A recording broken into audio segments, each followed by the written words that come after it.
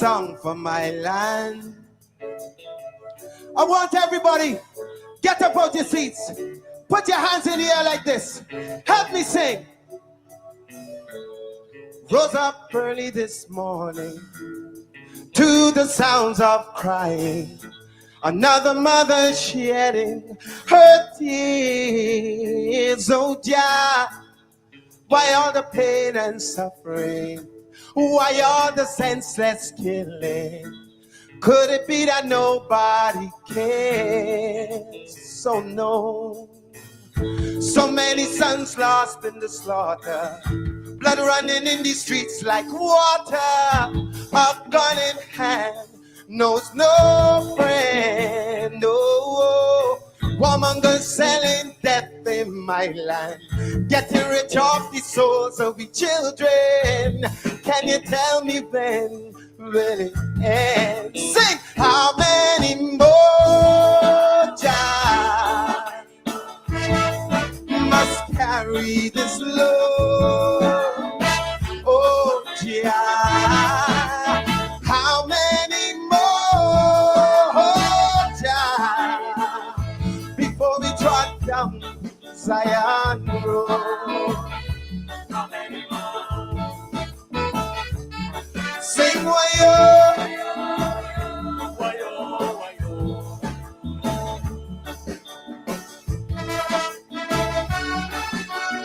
Come on, let me see those hands. Heavenly Father, won't you hear my plea?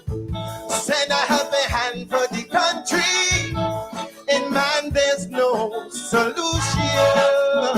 No. I'm begging for the children's future. Oh, yeah, drugs got them by the collar. How can we stop this mind pollution? Too many starving and too many hungry. Too many homeless souls in the city. It seems like there's no. Too many big shots with too much connections.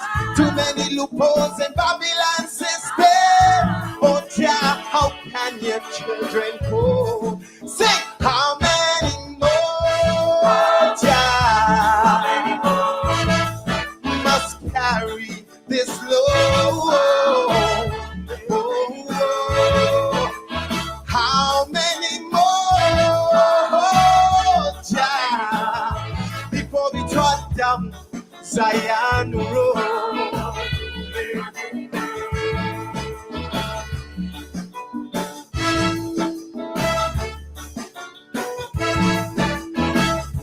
What you?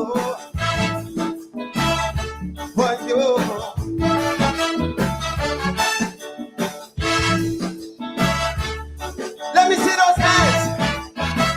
Let me see the hands. If you care about your children, get up, let me see you. We can't go on each day, no. We got to find a better way. People, it's up to each of you to help our children through this cruel and torrid life, 'cause it's we who created the strife. Say, how many more times must carry this load? How many more times before we drop down Zion Road? Oh, how many more? How many more? How many more times? Hey, how many more? How many more? Oh, dear. Won't you hear my plea? I'm down on bended knees. Oh, yeah. How many more? How many more? I said I rose up early this morning to the sounds of crying, another mother shedding her tears. Oh, yeah. How many more? How many more? How many more? How many more? How many more? Thank you.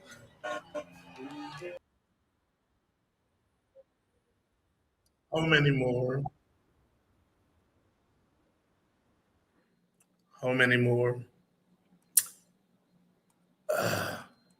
It seems as if we've been singing that anthem forever, from the shores of Africa, across the dreaded Middle Passage, onto the plantations of hell, to the present.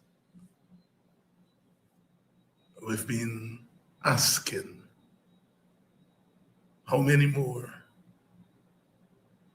How many more? How many more? Bob Marley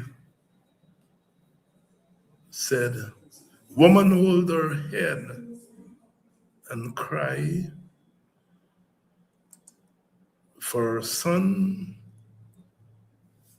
has been shot down in the street and died. John King asks, how many more? How many more? Martin Carter in 1953 tells us that in South Africa, the heroes are shot and dead. Here in Guyana, they watch us and lick their tongues like beasts who crouch to prey upon some little child. How many more? How long have we been asking that question?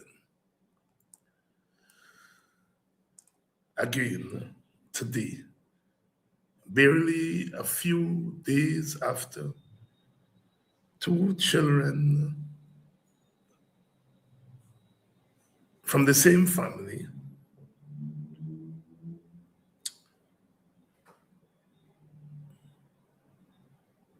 died by drugging through the neglect of the government and the state. And we played John King's anthem, how many more? How many more? And here we are today.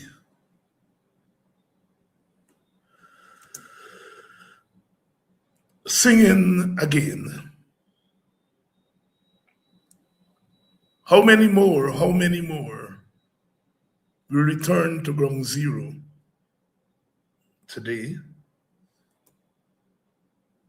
in Haslington, where we were just 3-4 years ago when Quindon Bacchus was shot down like a dog.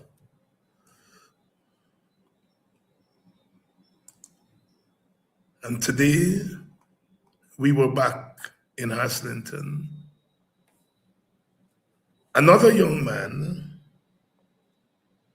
picked up by the police on Friday.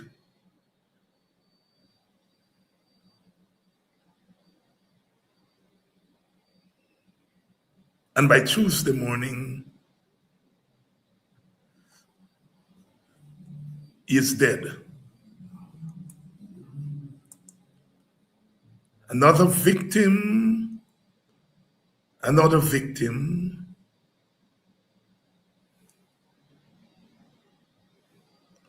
another victim at the hands of a brutal government and state. A state that has been drinking the blood of Black men and women and children for over 400 years.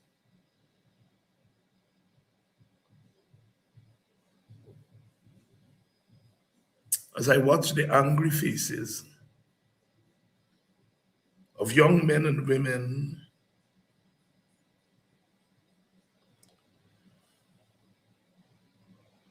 in Haslington today, I felt partly helpless, partly frustrated.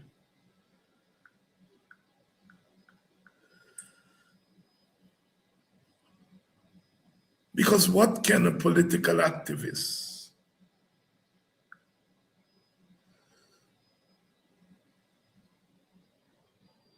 what can we say to a mother who is screaming because her son, taken by the police on an allegation of wrongdoing,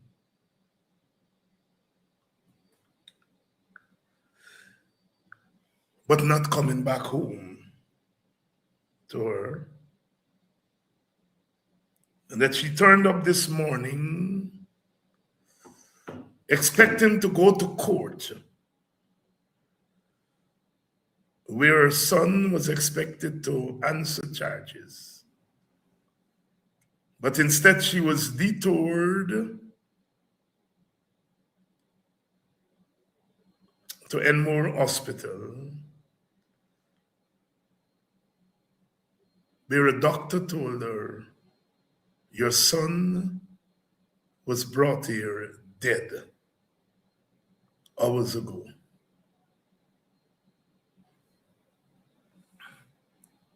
What can a political activist tell such a mother?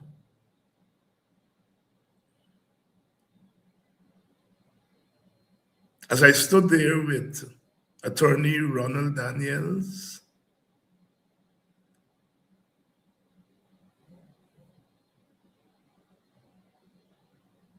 village elder and former member of parliament, Ernest Elliott, and young Dylan Carter, Sister Simona Brooms was there.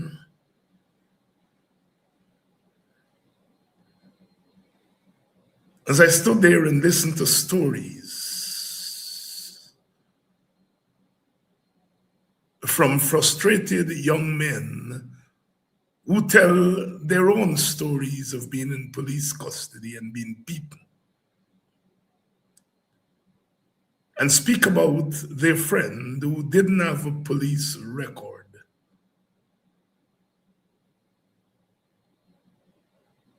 I felt that burden that I've been speaking about on this program for the last couple of weeks. The more things change, rearrange, everything remains the same for the African, whether in Guyana, in Jamaica, in the United States, in Johannesburg.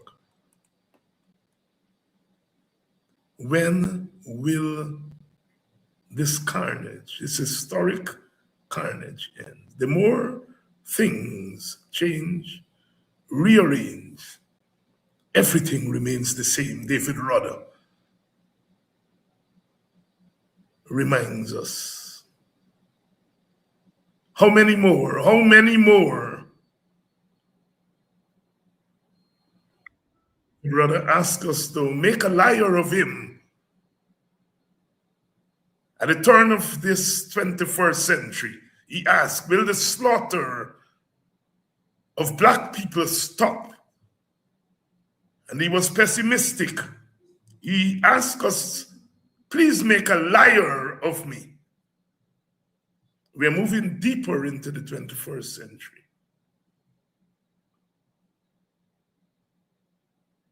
And we're still to make a liar of David Rudder.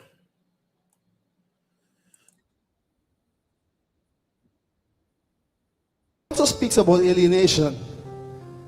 I hope this song would have gone away, but it seems to just be coming back and coming back again. It's a song I call 1990. So from the ghettos of Trinidad to the ghettos of LA, the same story.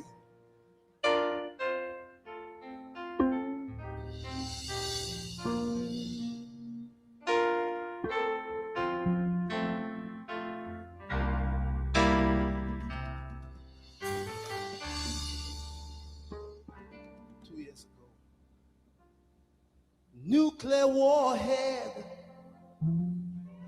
do I see it torn down? And there's an army in retreat. I see the old colonials of Europe now become united. And that word, perestroika, it fills the streets.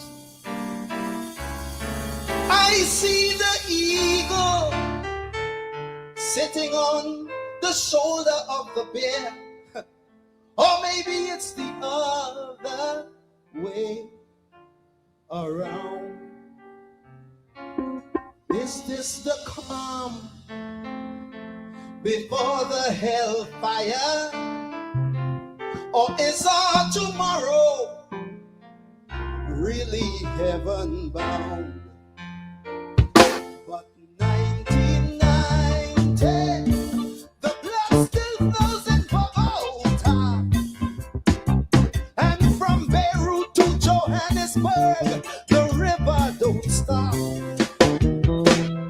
1990, third world children still wander in their boats, in their jungles, in their deserts, until they dry. It is strange. The more we change, the more we rearrange. Everything just seems the same as we move into the next century. 1990, please make a liar of me. Oh, oh, oh. Oh, oh, oh, oh, yeah, yeah.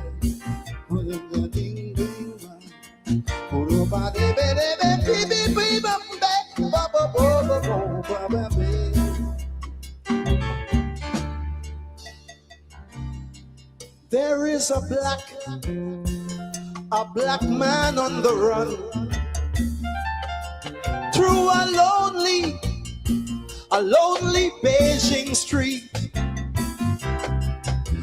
There he goes. My God, he's running again. This time through Brooklyn, Howard Beach. And there he runs again through the streets of Soweto and Bensonhurst. And I'm saying, Lord, so the story goes. And the ghostly man from the past, they call him Selma, Alabama. He just shrugs and says, deja vu, I suppose. 1990. Will our children stand firm, or will they keep a running and a running and a running till the end of time? 1990. Will hands of love ever reach out, or will they be there just to strengthen the crime? It is strange. The more we change, the more we rearrange. Everything just seems the same as we move into the next century. 1990, please make a liar of me.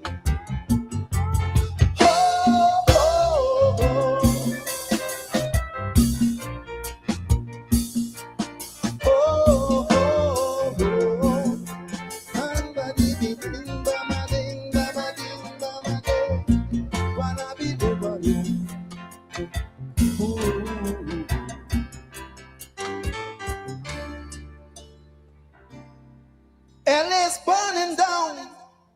It reminds me of Harlem and what's in the 60s.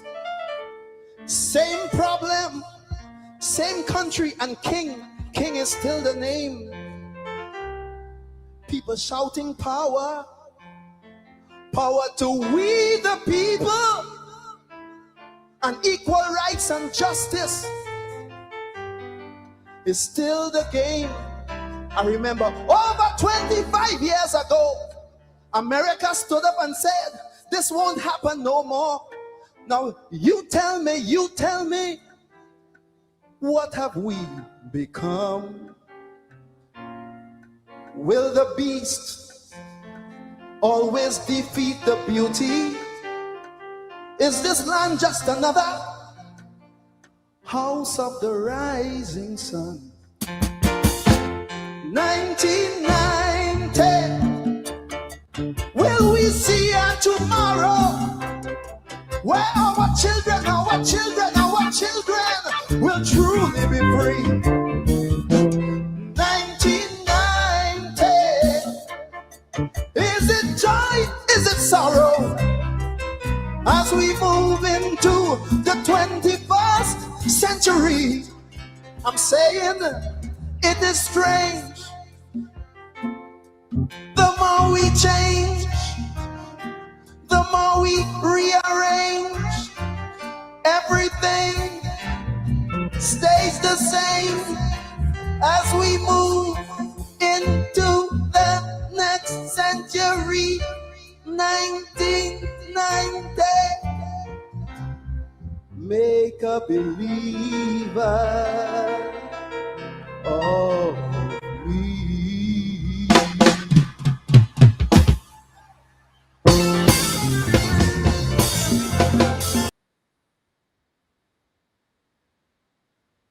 Our griots continue to sing for us. Over 4 years ago, the Guyana government stood in Haslington and told the people this won't happen again. I was there when the Prime Minister stood at the market square in Golden Grove and told the people of that community, never again. Sadly, since then, we have had the shooting and killing of young men in Linden, the murder of young Adriana Young, the drowning of the 2 children, and so many more. Will our children, will they ever be free in Guyana to roam the open street? Bob Marley asked, can we roam this open space? When will our children, mostly Black children, be free to walk the streets of Guyana as free men and women, not being hunted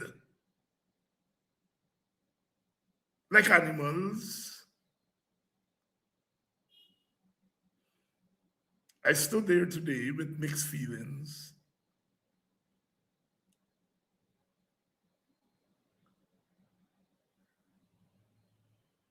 Mixed feelings. I got back to Buxton. I ran into a couple of my friends and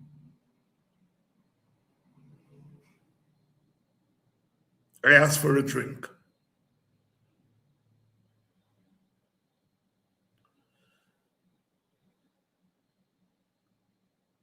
I'm tired. I've been doing this for too long. For too long.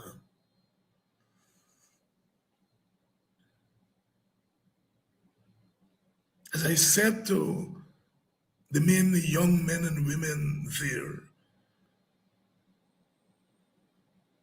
I can't tell you what to do. And nobody should come here and tell you what to do. What else do you tell them? They have seen that story. They have experienced it themselves. Some of them have lived to tell the tales.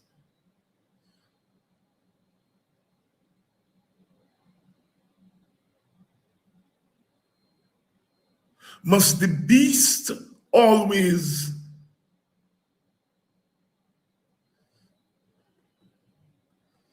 defeat the beauty? I watched that mother who remembered me and reminded me that she was one of the main protesters during the Quindon Bacchus protest. She said, Dr. Hines, I met you during the Bacchus protest. You remember me? I looked into her face and I remembered her. Could she have known that a mere 4 years later, her son would be snatched away from her in similar circumstances? From everything that we heard, this young man was picked up by the police on an allegation of wrongdoing. And from everything we heard, they began to beat him from the time they picked him up on Friday. And by the time they deposited his body to Enmore police station, Enmore hospital, his body was cold, stiff. He was dead. He was held beyond the 72 hours that is mandated by law without a charge. We understand the police is saying he was put on station bail, but there was nobody to bail him. His parents, his community, his family got no call that he was put on bail.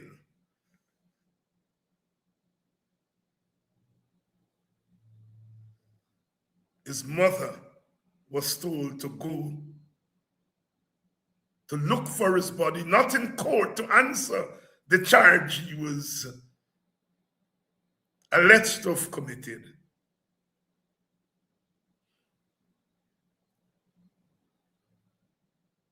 She had to wait 3 hours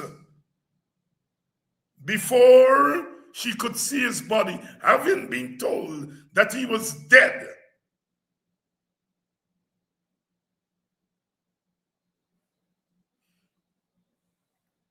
What can a political activist tell such a mother?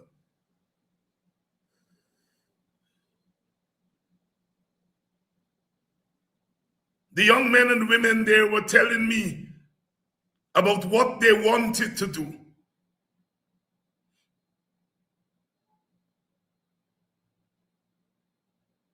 The frustration. As we were taking our leave, a senior police officer greeted Mr. Daniels, Ronald Daniels, the attorney, and greeted me. And he said he hoped that we brought a message of peace. And I reminded him that peace is worth nothing without justice. And that if justice doesn't come quickly, I and Ronald, we could not guarantee peace. He acknowledged, they acknowledged, I think the others who were standing there were officers out of uniform.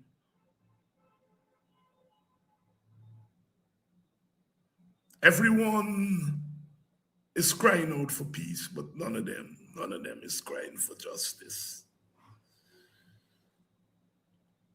We have to see the murders of these young men not just in presentist terms,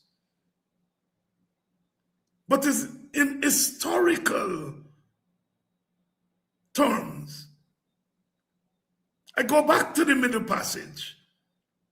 I go back to the shores of Africa, because the police brutality started then and has never abated. I hear some wise men and women reminding us of the terror in our country and asking, why are leaders spending time on petty things such as lawsuits when people are suffering in our country? And I ask that question of the very purveyors of that message.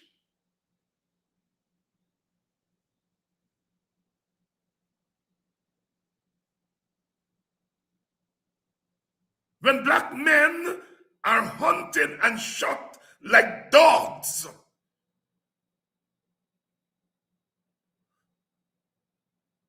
where is the cry for the black man?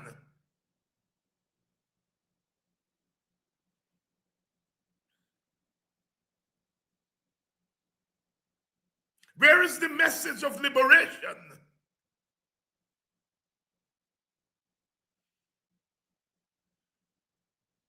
We've been doing this too long.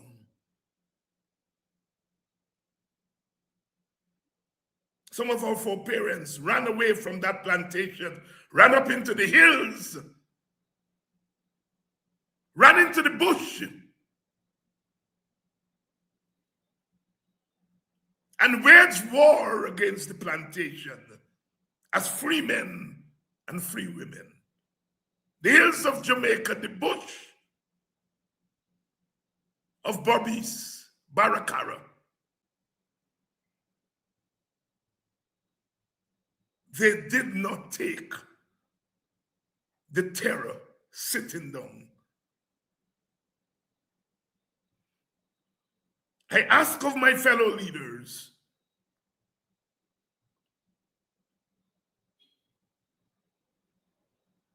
what is the plan to stop the slaughter of these young men? It never stops.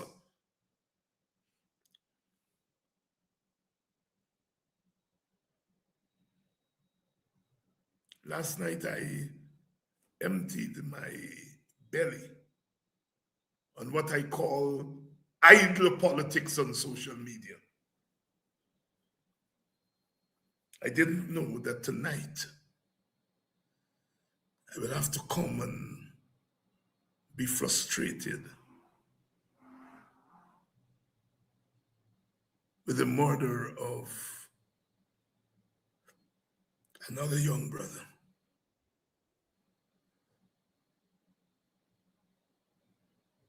Every citizen in this country is guaranteed rights under the Constitution. But some citizens are more protected by the Constitution than others. Or let me put another way, some citizens are less protected by the Constitution than others. I said last night, those of you who kept my company last night heard me, that the people's whose homes are being bulldozed are people of a certain group, of a certain kind. And we still are afraid to say it. 90% of the homes that are bulldozed and more are people of African descent.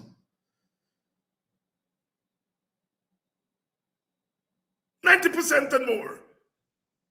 90% of more of the so-called extrajudicial killings in this country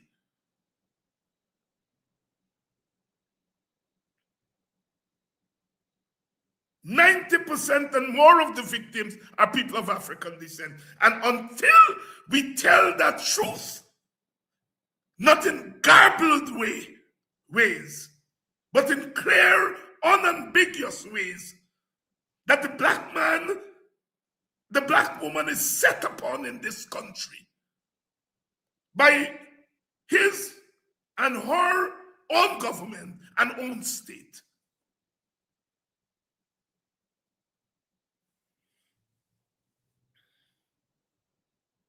If he must die, then let it not be like hogs, hunted and penned in an inglorious spot, while round us bark the mad and hungry dogs, making their mock at our accursed lot. The words of Claude McKay, the Jamaican Caribbean poet and artist. If he must die, let it not be like hogs. We must die. If he must die, let it not be like hogs, hunted and penned in an inglorious spot, while round us bark the mad and hungry dogs, making their mock at our accursed lot. He goes on to say, if we must die, let us nobly die. That even the monsters we defy shall be constrained to honor us, though dead. We have got to move to higher ground.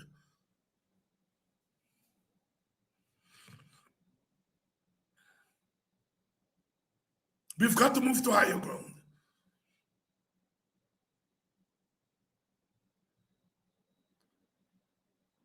If those people in Haslington or in Friendship were to venge their feelings publicly, and some piece of government property is damaged, their ethnicity would be plastered on our newspapers. But when they're killing them like dogs, they're identityless. They don't have identity. And the media, the political leaders on all sides are complicit. Complicit in that conspiracy against the African. They kill us and we are identityless. And if we respond as human beings do,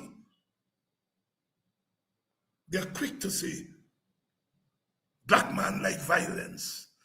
When the violence is meted out against the black man and an African, he's not a black man or an African. When he responds to the violence, his identity suddenly come out in an obscene way.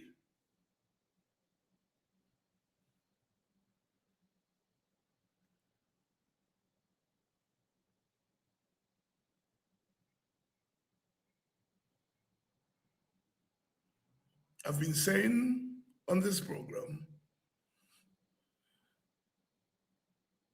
the small party that I belong to has been saying, if this thing is going to stop, it's black people who have to stop it.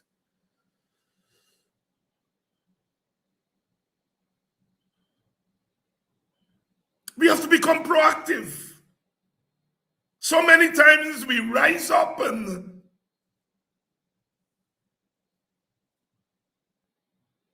they wait us out or they buy us out. And then we go down to low gravy. They're wicked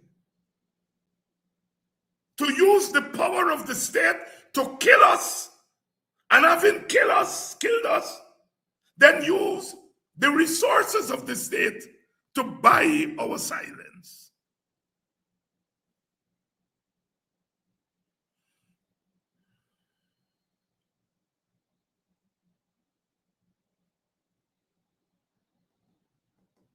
People were reminding me today there in Haslington, saying, Brother Hines, even some of the people in this crowd were calling for action. Even some of them are planted here to goad the crowd into so-called action, to give them an excuse to shoot at our people again. They're flooding our communities with spies. They're flooding our communities with traitors. I've said over and over again, I don't care, I don't mind which party people decide to join. I reserve the right to join whatever party I want, and everyone reserves that right. But having joined your parties, when you become agents of destabilization of your own community on behalf of those parties, that's when I have a problem with you.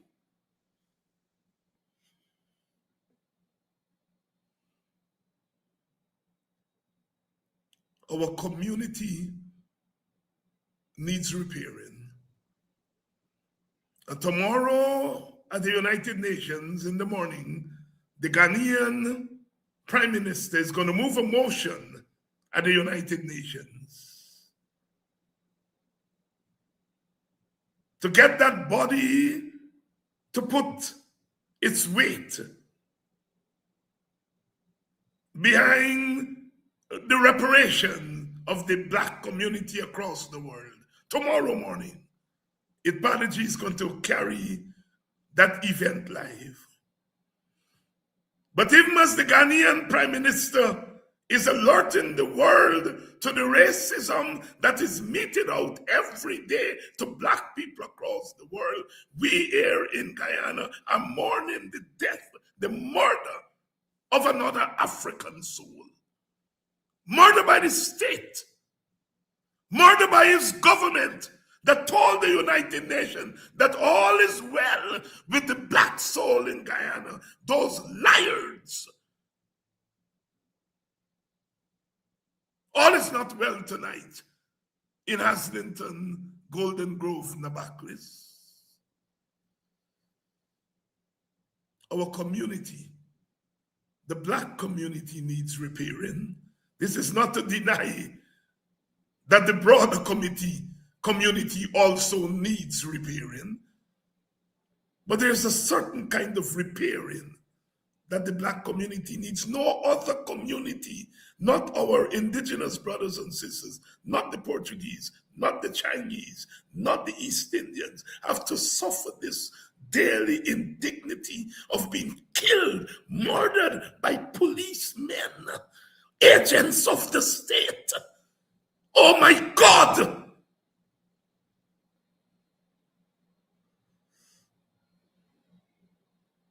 And Black people have been allowing it to happen, either through fear or through greed. A killer knows that he can kill and then go to the family and offer them money to quiet the killing. It's a dirty, stinking secret in the Black community that we have got to deal with. I'm not holding back tonight. I'm not holding back tonight. And that is why they continue to murder us. There is no incentive by the state, by the government to stop it, because they can do it and give us a couple pieces of silver to shut us up. They can pay destabilizers to come in our midst and to tell of our plans. That's why they do it, black man. That's why they do it, black woman, because they feel that they have the measure of us.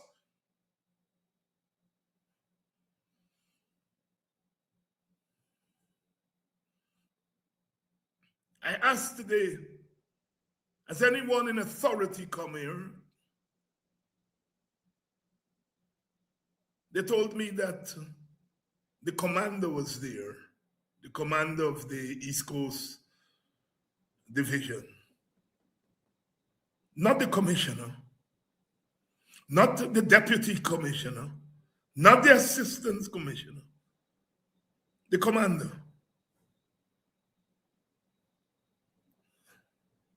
It's not a big deal. It's not a big deal. Has anyone from the ministry come? No.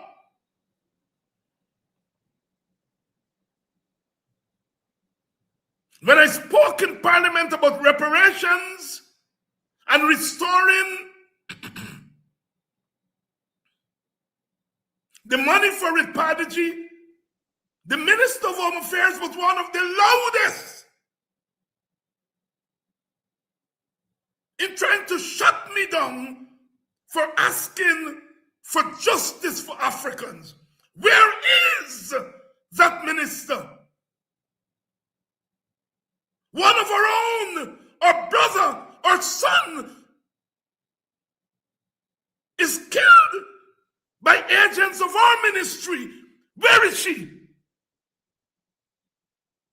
She black like me. She black like the young brother that was killed. But she's sitting pretty in her office. Black people, we are in trouble. And when you're in trouble, you got to get yourself out of trouble. This government has no incentive in stopping extrajudicial killing in this country, especially among Africans. The people at Haslington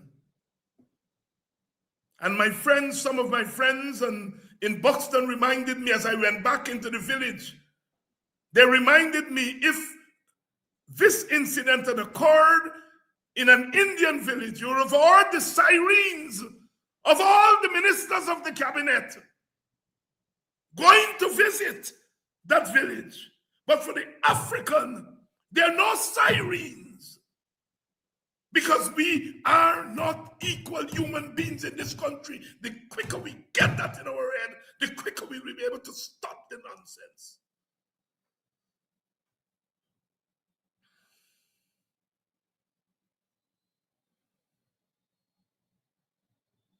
People talk about all things as they must. People talk about Exxon robbing Guyana, they must. People talk about the violence in the country, they must. People talk about all the things that are wrong in this country, they must. But at the back of the line is the murdering of black men and women in this country. It's far back. It's way back.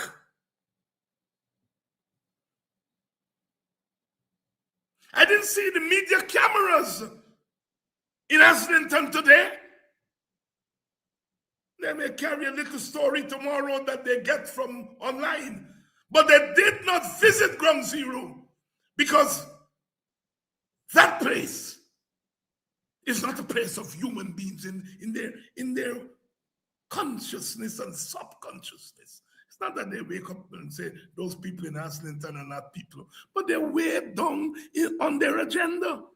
You measure Our country, our people think by their actions.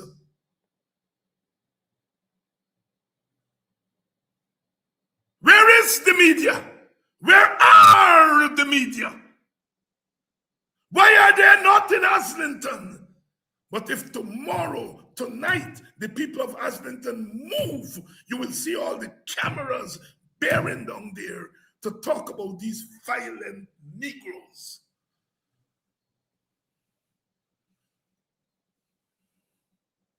That's the hypocritical status quo we have in this country.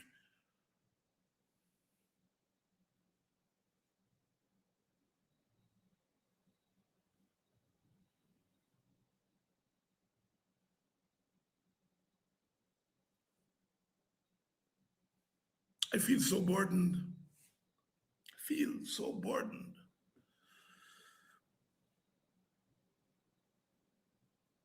I feel so burdened.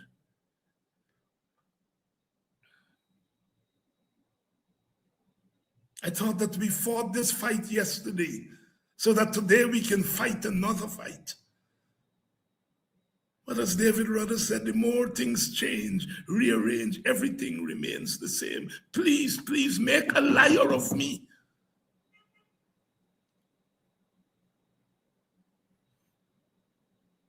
If this is going to change, black people will have to change it. If the laws are going to change to make the police behave properly, then black people have to change it. Black people have to fight to change the laws. If the application of the laws will be done in an equitable way, then black people have to fight for that. If the mainly black policemen and women who murder black men and women, if that is to stop, then we black people have to stop it, because those policemen, mostly men, they are our brothers, our husbands, our sons. We gotta stop it.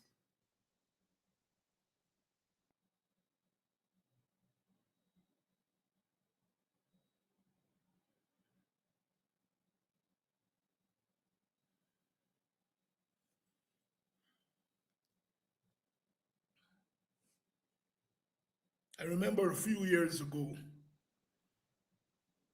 in America, I think they killed a young black man. I think it was in Philadelphia, in a fast food restaurant. I can't remember which one of the restaurants. Some of my historians on here tonight will remind me. And I remember getting a call as a professor that the company was starting a racial sensitivity program for workers of the chain, the fast food chain. And they wanted some of us in our Black Studies department to participate in that program. I will no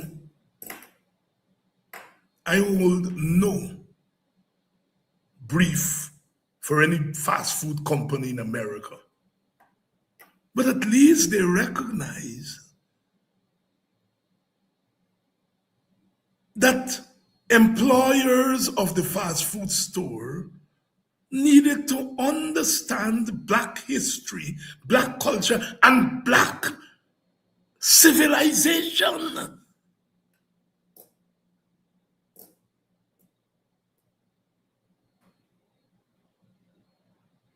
And the police force of this country, I am proposing here tonight, there ought to be a racial sensitivity program tomorrow in the police force to sensitize that force, mostly of Black men and women, but they need to be sensitized about the dignity of African people.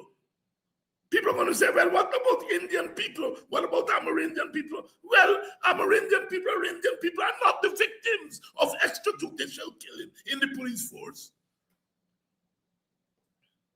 The police force I am proposing should begin a program where the force learns about the history, learns about the culture, learns about the dignity of the African.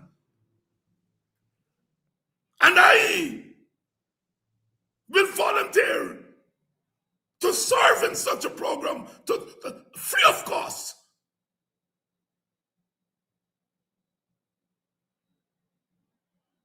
It's not going to stop the killing tomorrow. It is not going to stop extrajudicial killing. But at least we will be checking one box. The average policeman believes that black lives don't matter, that black life is expendable. That policeman comes up in the black community. That policeman is aware that his life doesn't matter. But when he puts on that uniform of brutality, Bob Marley calls that police uniform, he puts on that uniform of brutality, he becomes the brutalizer. But he is aware of how the larger society thinks about him. So he, that black policeman, needs to be educated about his own value as a black man. And so I'm proposing one of the ways to begin to deal with this carnage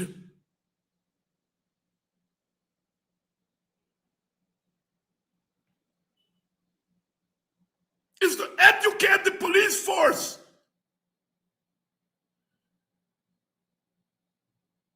about the equality of the African, the humanity of the African. I've said it, Padaji. I said we need to have in the school curriculum African history, African culture.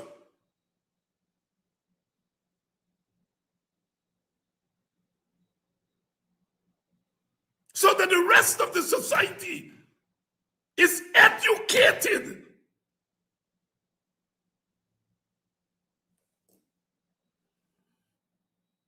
about African dignity. Stokely Carmichael in 1965, after the passage of the Voting Rights Act in 64. In 1965, he was asked by the media, Brother Kwame Ture, Brother Stokely Carmichael, he was asked by the media, what do you think of these laws? Will they help the African community? And he said, those laws are not for us. We always knew we were equal. Those laws are really meant for white people who didn't and do not believe that we are equal human beings. We black people know that we are equal human beings. But the rest of the society, the status quo, some of our own people do not think that we are equal human beings. It's not accidental that the police behaves differently in other ethnic communities than they do in African communities. So different value system in their heads. The value of the African life is different, markedly different from the value of other lives. Nobody wakes up in the morning and says, I'm going to kill some Africans. I'm going to go to Islington and arrest a young man and kill him. But having arrested him, they don't see him as a human being, a full human being. They don't see him as a full human being. His life doesn't have the same value in their value system.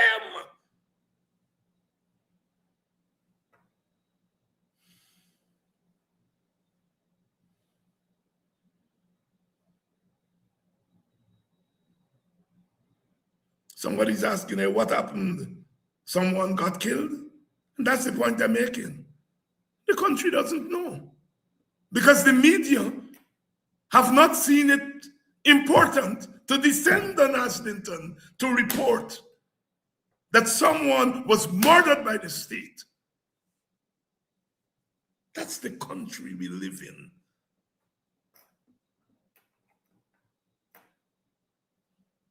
I've said on this program, and I've said it over and over, I have the greatest respect for policemen and women.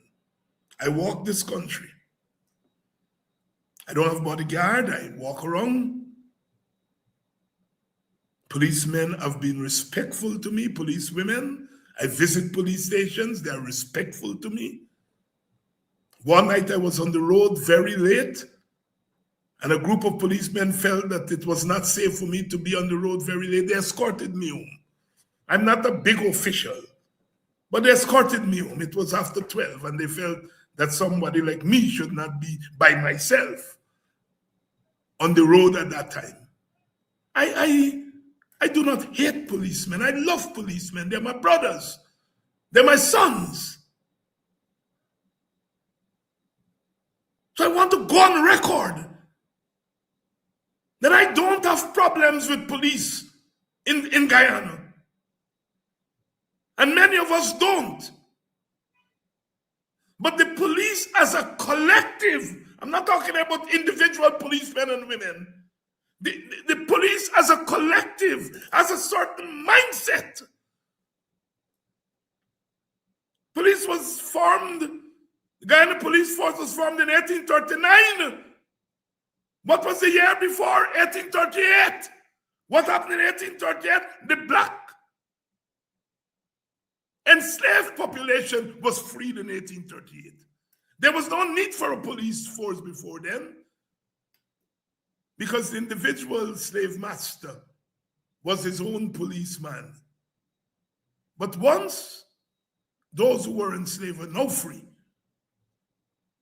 the view of the white colonial establishment was that the black man could not exist in a state of freedom and he needs to be policed. And if you look where police stations are, they're either in black communities or in close proximity to black communities.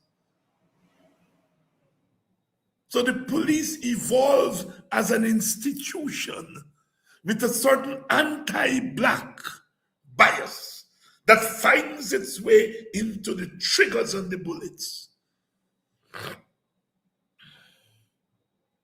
So only the black community can stop this. We have to agitate at the level of legislation to strengthen laws, to protect the lives of African people.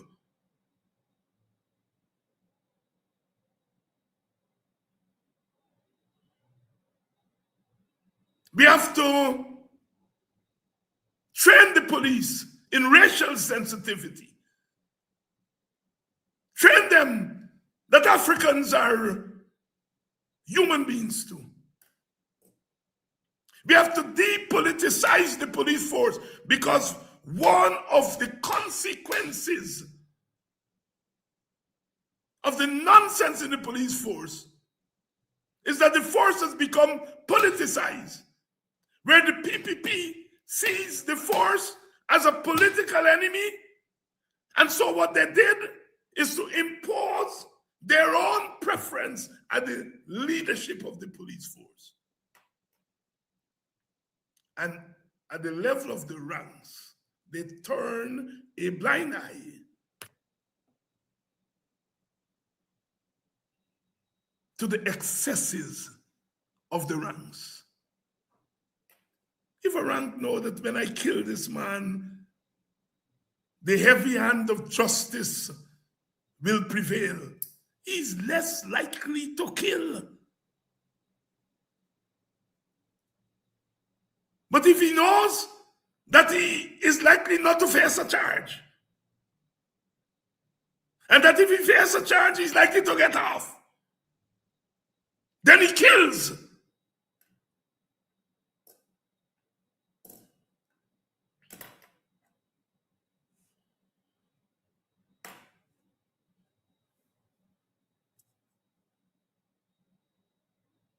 We have to work on the policeman and woman in our communities.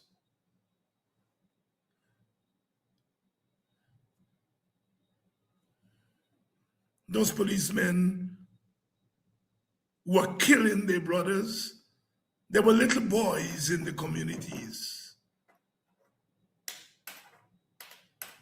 We are producing the raw material for the killing fields in our own community. Those policemen went to our schools in our community. They went, some of them, to churches in our community. And all of us have to take responsibility for them. They did not drop from the sky. But when they go into that police force and face this compulsion to dispense with the life of the African, they would be able to say no. All those people today were asking me, Doc, what can we do? And we find ourselves tempted to tell them what not to do.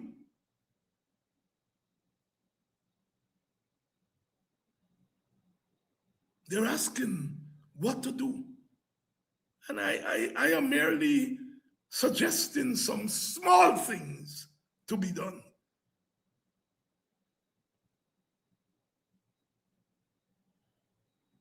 But the big thing is that we've got to do something with the management of the state. The PPP cannot.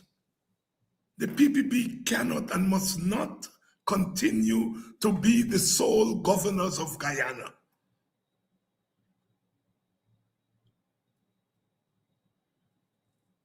They have no interest,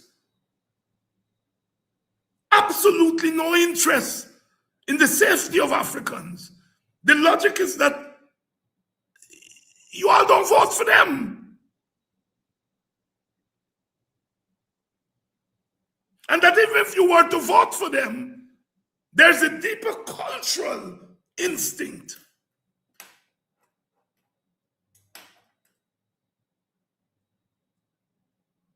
that guides some in the hierarchy of the PPP party and government. The PPP on its own has no interest in stopping the extrajudicial killing of Black people. People must vote for who they want to vote for. People must join whatever party they want to join. But when you go joining the PPP, know that you are joining a party that has historically shown no appetite to stop the extrajudicial murder of Africans. And you are going into a party to be complicit, either silently or not silently, with that.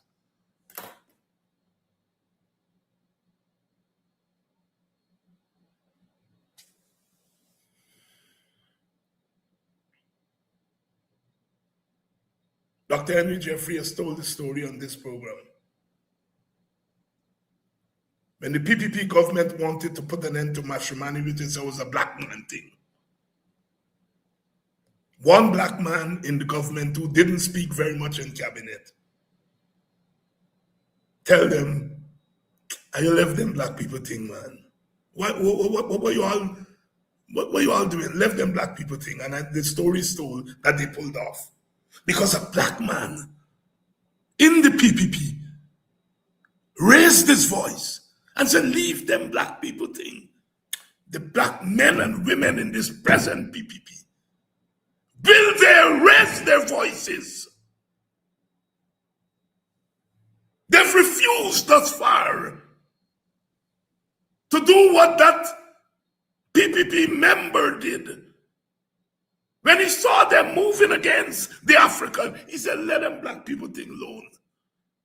Which African in this PPP government is prepared to stand up, quietly or not quietly, and say, stop killing black people? Tell his comrades.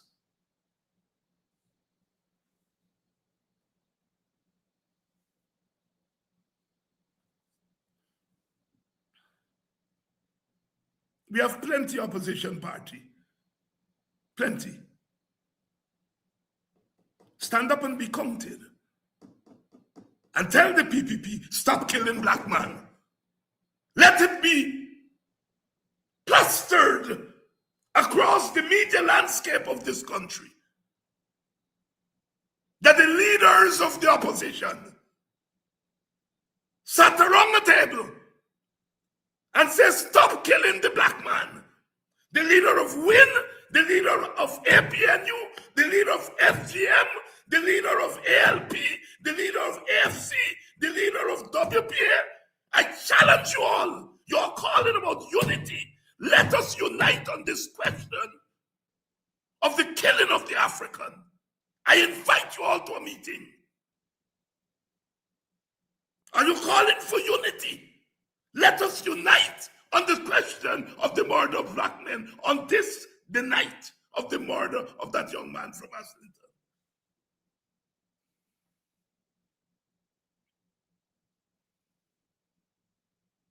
I don't want any chat and talk. Action.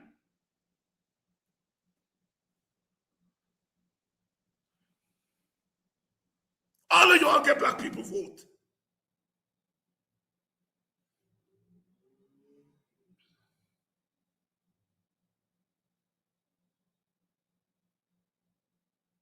The hypocrisy that passes for politics, the idleness that passes for politics,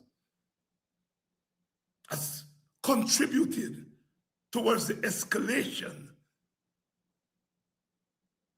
of the demise of African people and poor people in this country. I challenge the leader of WIN, the leader of APNU, the leader of FGM, the leader of ALP, the leader of AFC. I challenge you all. You all want unity? Here is an issue to unite on. Bet you, I bet you, I'm not being a say, make a liar of me. And you all black people, you all got to start, those who will give you all for, hold them at a high standard.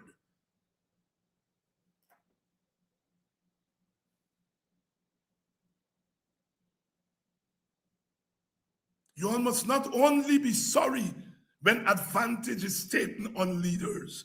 You all must be more sorry when advantage is taken on ordinary, defenseless, poor, and powerless people.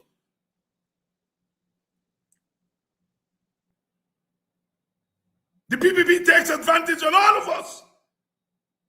But some of us are more interested in defending the advantage taken on the rich and the wealthy, and don't feel that we must be sorry when advantage is being taken on young men, black men, and brown men, and poor men in this country.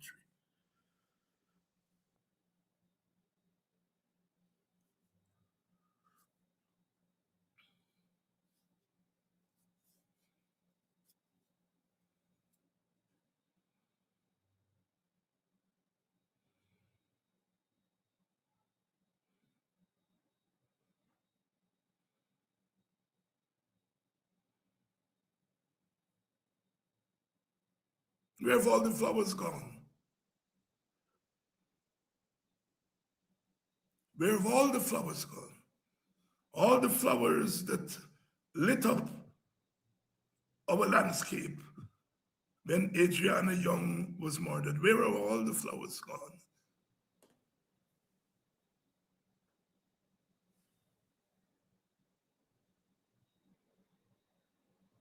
Another child of God is snatched away by the wicked hand of the state.